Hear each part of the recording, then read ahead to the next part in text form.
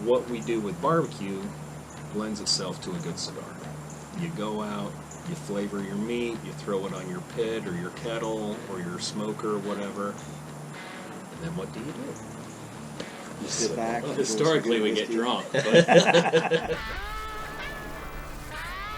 Welcome to Whiskey and BBQ. Tonight is it's a strange one, thrown together at the last minute. You're going to recognize Joe. We don't have the other Harris, so we got this Harris pinch hitting. And literally 3 or 4 hours ago, I said, hey, you got to come over tonight. So thank you Here I am. very, very much. Thanks for having me. Lo and behold, he brought Aria over here. Aria. Who I could have sworn was 5'11" and all legs, dressed in a black pin suit with pants and blonde hair and getting into a Toyota Corolla in the parking lot. That was a autocorrect when I was texting him about you coming over. And then he said Chris, and I was like, oh. So now we got 6'5" Chris. How are you? Sorry. I don't have the nice blonde, beautiful hair. Oh, but you do have beautiful head. I do have a beautiful head. That's good. What we do with barbecue lends itself to a good cigar. You go out, you flavor your meat, you throw it on your pit or your kettle or your smoker or whatever, and then what do? You sit back. Well, historically, we get drunk. So tonight, my thought was that I would dabble in the infusion of cigars. We're actually going to save that for a later date because there's a proper way of doing it, and I have no idea how to do it. Because Chris owns a cigar shop, and we'll get in on that. I'm going to ask right now if you will go with me on like a 10 video journey and teach me about cigars. We'd love to. Yeah. Perfect. Excellent. Okay, so you heard it here first. Yeah. Chris, tell me about your cigar shop and how you got into it. So we're here in Dripping Springs, Texas, Smokey's Cigar Lounge. How we got into it was basically, I've been in law enforcement almost 25 years. Okay. Used to chew a lot of tobacco, and so had to get away from that, and one of my friends offered a cigar, and I just thought that was awesome. And sitting in late at nights before we had the computers in the cars, we would write reports. And so in order 3 a.m. to stay awake, it was nice to smoke on a cigar as you wrote your reports. While being out here in Dripping Springs, we learned that the wedding industry was booming out here. Mm-hmm. And we got to be known as the wedding capital of Texas. Mm-hmm. We discovered that, hey, we could take this Airstream, it's a 31-foot Airstream, we gutted it and made it into a mobile cigar lounge. We were the first ones in Texas to do that. Cool. And we've taken that Airstream the last 5 years, and it's just been absolutely amazing with the wedding industry, the corporate industry, golf tournaments, cook-offs. It came to the point that, hey, we needed to open a cigar lounge. So that makes sense. And now we're here. So thank you for having me. And give us a website so that they can go check. So if you want to check my website out, it's www.Smokey's Mobile Cigars or Smokey'sLounge.com. Okay. And I've got 2 websites, one for the lounge and one for the mobile lounge. I don't want to call it etiquette or guidelines, but I can screw up cutting a cigar. Yeah. I can cut up lighting a cigar. I can screw up lighting a cigar. I can screw up talking about cigars. Yeah. I can. I'm horrible at it. I can do it too. So. Can you take me through the process? I can. So, since we're talking about bourbon and cigars and smoking meats, I brought what we have here today is the Camacho Barrel Aged. Okay. It's a really nice American bourbon barrel aged cigar, as well as Deadwood series made by Drew Estates. You're looking at organic tobacco that is grown. It's just like wine. I always compare it to wine, where you have your different regions, different countries. They age it, they blend it, and it's all about the palate, all about tasting. And what's really I like most about it is also, just like wine, they try to pair it with foods. I try to pair it with bourbons, with even beers, wines, rums, cognacs. It's one of those flavorful things that it can really make your experience a little bit better. Cool. Cutting a cigar, so when they make these cigars, I'll show you, I'm going to have you smoke the Camacho Barrel Aged. So what we'll usually do is, on a cigar, if you'll notice, when they roll these cigars, they put a cap on here. And the cap is what's closed in. This is where you smoke it. And this cap is just a small little area, and that's what we want to really kind of snip off. We won't want to, I've seen a lot of people when they'll take their cutters and they'll stick their whole cigar in there and they go, and they'll chop off basically what it does, so what you also have this wrapper. Mm-hmm. And this wrapper leaf holds all your flavor, a lot of the oils in the cigar. You don't want to damage that. I've noticed, like, there's little discs in here, and there's also little things to keep it moist, and that's what that outer wrapper needs, is that moisture. It needs that moisture, and it keeps those oils fresh for you. It always keeps them in the cigar.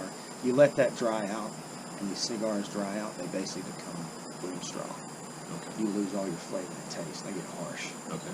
So you don't want to ever let these dry out. A lot of people will say, let's put them in the refrigerator. Don't ever do that to your cigars. It just dries them out. Really? Right. Not in the refrigerator? I'll tell you a little simple trick. I actually got the opportunity to smoke with Rudy Giuliani one time, and it was a really neat experience, but just a really pleasant man who carries his cigars in Tupperware, and it's just a Tupperware box.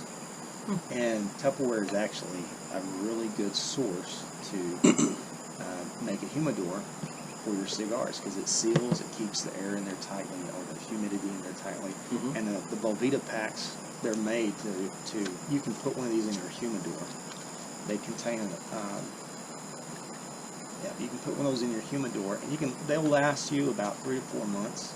No kidding. Oh, it's wonderful. And they cost just a few bucks. Yeah, just a few bucks, and once they are used, you can reach in your humidor, and they'll be like a hard potato chip almost. Okay. Just hard.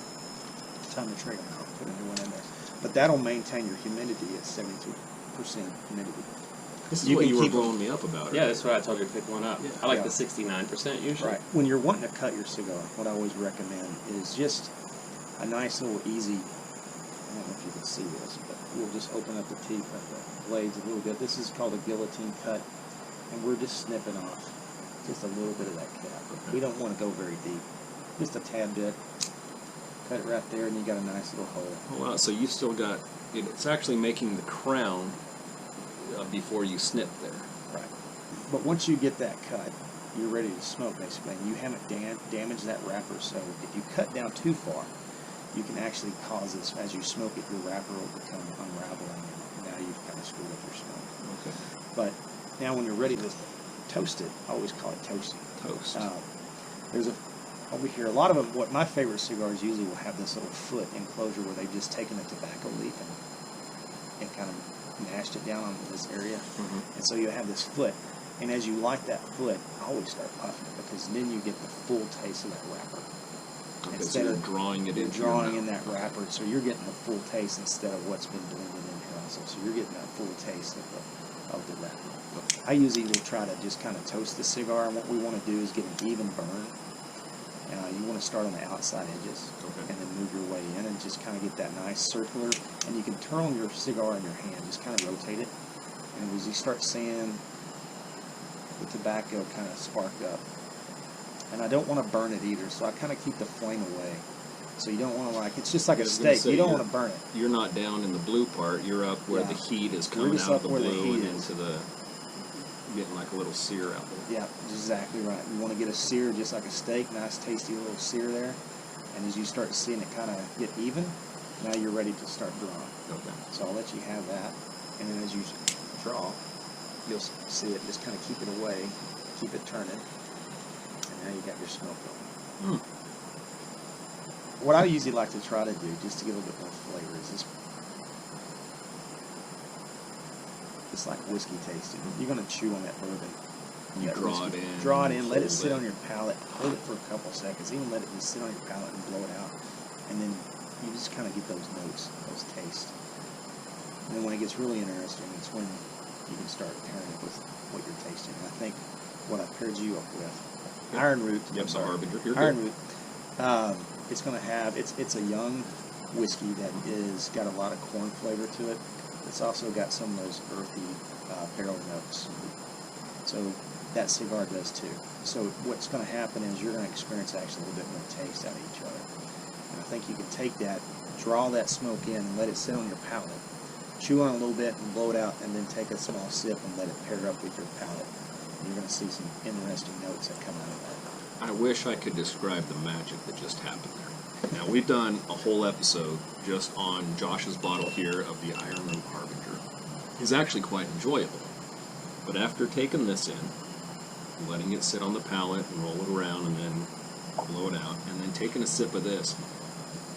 It was almost like a roller coaster ride, where every track you felt something different until you got to the bottom of the drop, and it was just wildly exciting. I'm pretty deep into this one here. I've got the Sweet Jane. Mm-hmm. That's the Deadwood series from Drew Estates.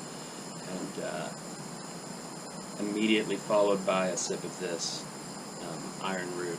It leaves a spiciness on your tongue that lasts 2 solid minutes. Yeah. I mean, like, I noticed you blew your tingly smoke. hot.